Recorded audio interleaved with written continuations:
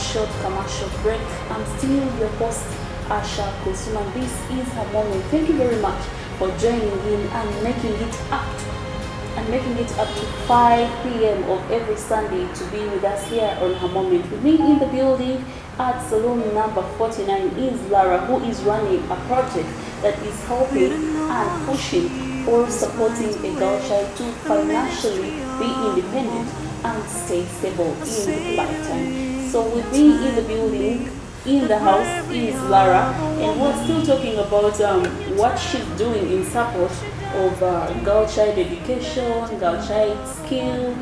And before we went for a break, we looked at how long this project has been running, and yes, it has run for 1.5 years. Yeah, coming close to 2 years, and we see that it's a project that is helping, and many of the girls who've been through here, been to different workplaces, walked away with their skills. And for one thing I want to believe is with this beauty skill and hair skill, it never goes away unless your hands are put off. I think so. And what I've seen in Uganda is a lot of people have the skills. A lot of girls, a lot of boys probably also. They have the skills in them from a young age. You're kind of always playing with each other's hair, so it's all about just developing them and taking them forward. But I don't think it's like riding a bicycle. I think you can't forget it. You cannot forget it, and I can give like a testimony or a life experience. My mother got hair and hairdressing skill and beauty skill when she was 22, 23. But she's growing old, but she's still running her business. She's not doing it anymore because she feels I'm too grown up to do this, or it exhausts me, or I get tired.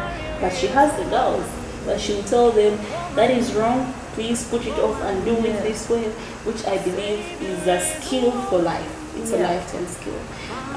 How many girls have gone through this? So far, we spent like the first year actually trying to really build the business. So the girls that are going through are still currently on the program. We have not yet reached the end of our 1 year placement cycle because we're still young.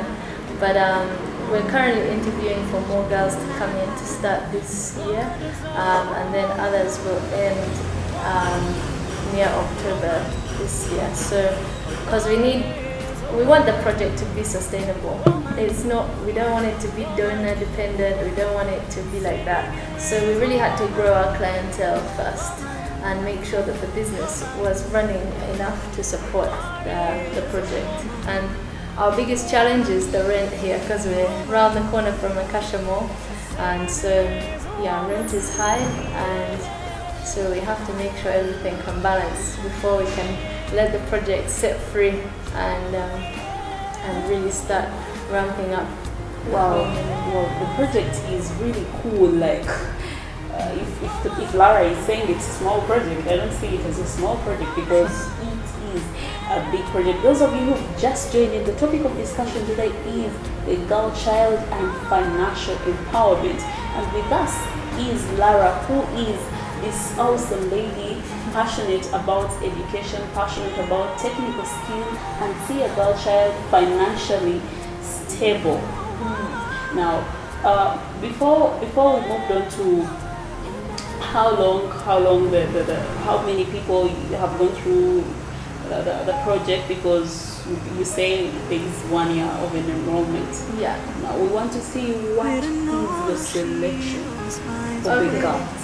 I think it's like very important to get the right mindset in the girls that we're taking in, because I do see it as an opportunity for them, obviously. So we've had many people that just they hear about it and they come to our door and they're like, I also have my daughter, can she come? And the fact is they don't. Like, that's not how we choose. We're not just taking in everyone. The way that we've chosen to do it is we are currently kind of partnered with a vocational school in Chireka called COWA, COWA, and they have a real mixture of students. and they even take some students from like the remand home, so who are, as part of their rehabilitation back into society, they go there for vocational training, and then also others from all different backgrounds. So I feel like they've really understood our project, and they're the ones actually who put forward the girls. So there are 2 girls from there who are currently working here, and we are just interviewing some more from there. Like we've been interviewing in January, and we're still trying to find the right person. But for me, like when in those interviews, it's definitely not about what they know already. It's not like a normal job interview where I'm like looking for a perfect finished product kind of thing. I'm looking for who will gain the most personal development if they go on the program, who will be a good fit in our who will be a good fit in our team, but like more who is willing to learn, like how much they want to learn, and even their personal situation is something I take into account, because the benefits here that they get accommodation and they get things. So if they are not needing those benefits, then they are perhaps not the people that we need to hire here, because they're not the ones we want. They will not be easy to transition through. They're looking for a permanent job here, but we want them to really understand that it's actually like a learning opportunity. Yes, they are paid, but it's a learning opportunity to take forward and to really understand that that's what they're getting from here, more than just a stable job. Right. Now, looking at different projects that are run by people like you, we look at NGOs, mostly actually NGOs that come out maybe for the fight of pads, for the fight of water, fight of these, and here you come for the fight of finances. Where you come and you're like, okay, now I'm setting up this is your own, like you're not funded by any other person. You come out and say, me and my friends, we're coming out with a certain project and we're going to help the girls financially and give them skills that maybe would help them stop unemployment. Now, what are the challenges you really see in the society with the different girls out there? Because we do believe that if it's not marriage, it's not money, it's not, if it's not marriage, it's not money, it's not maybe loss of our beloved ones, then what is it? Because most of us really think that is the only thing we are facing, but there are a number of challenges that we're facing that you come out and see, you're like, okay, this girl's need this. Yeah.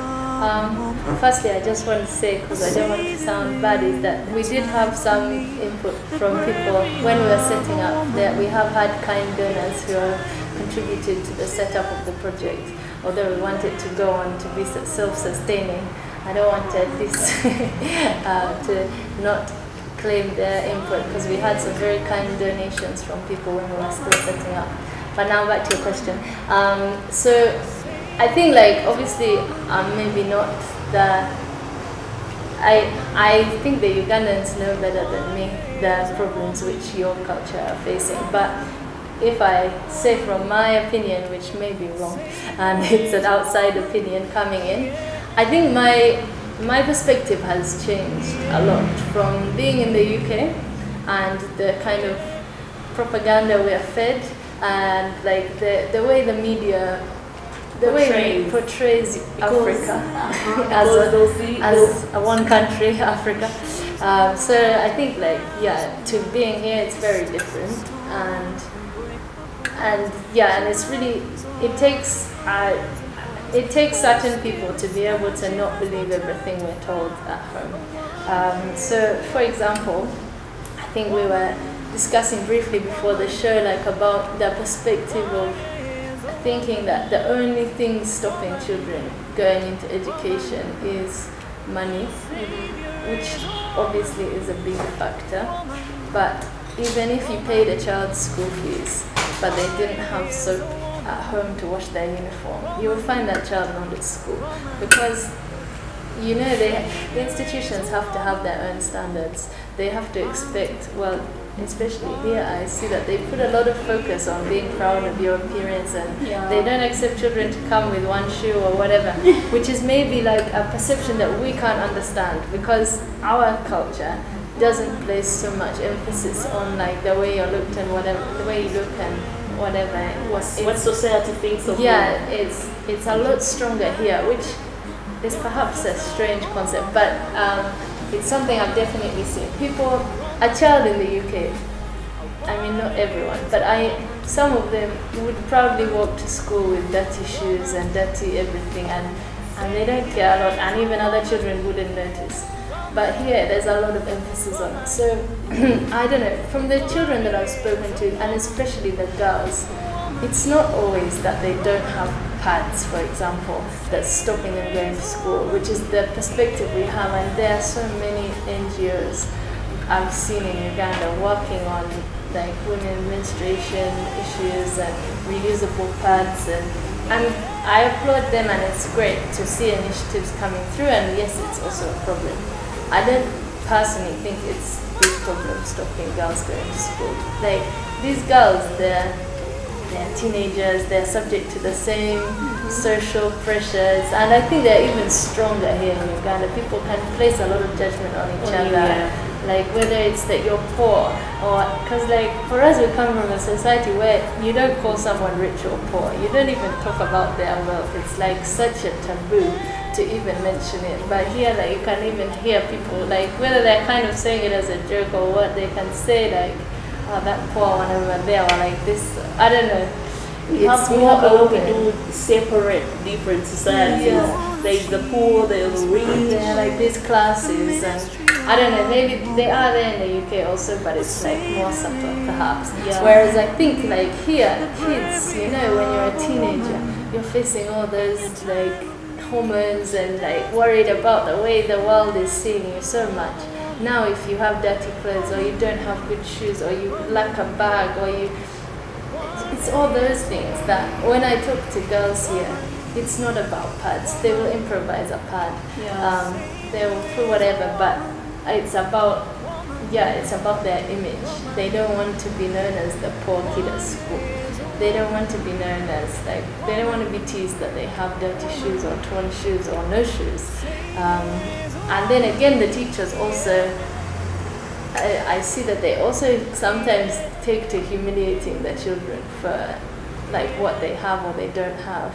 And so, I don't know, that's how I've seen, like it's a small sample and it's not everywhere, but that's my image of some things which really disturb the girls here. And how do you see us put that to a stop? Yeah, I think like it's also down to us as like if we are bringing aid in, we need a very holistic approach. It's not just about paying the fees and you expect everything else to work. It's like also about like counseling, and maybe not the aid giver counseling, but making sure that somewhere in this program you're really talking to people and trying to encourage them to build self-confidence in people. It's never going to go away that you won't have a torn shirt at some point or whatever, but how you are able to cope with people looking at you, or how you can build your self-confidence, I believe, like, and even your perceptions of what you want in your life. Like, I was actually talking to one of our girls just when she was painting my nails just before we came here, and I said to her, now when you get married, will you stop working?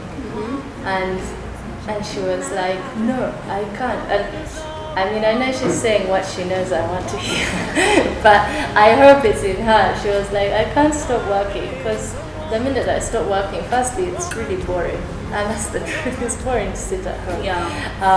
But secondly, then my husband has all the power. She was like, even I don't want to get married until I have my own salon. Obviously, I'm there, like, you're saying everything I want to hear. But yeah, like, I think it's about, like, we always try to talk to these girls. It's not, like, of course, traditions are there. People get married, and a lot of Ugandan tradition is that the man goes to work, the woman stays home, and not in every situation, but like all the traditions is about that. And I think that's that's somewhere that if Uganda wants women to develop, to be confident and strong characters and independent and fending for themselves, it can no longer be also promoting this typical family.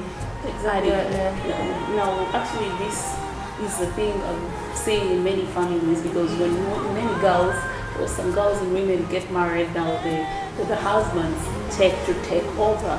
That even your man can stop you from going to work. Because they do believe if my man brings food to the table, or in the early morning he does bring leave a 10,000 at home, then that's all. Because you see most of the females out there are failing in their skills. Yeah. You have a skill, you let it die, and literally you look at the future, and there are circumstances that do happen. But maybe your husband could pass away. Yeah. And the children are left there with that because of the issues when we talk about lack of education. Yeah. So how do you advise the little girls out there who are facing, because in our culture, early marriages. And of course, for early marriages, you're not done with school, but you're getting married and you don't have a job, your man will tell you to stay home, and you're like, okay. I think like there's two sides of like the men are busy fooling girls that they are going to take care of them, like, so they may as well just stop there because they're never going to have to need to earn a living.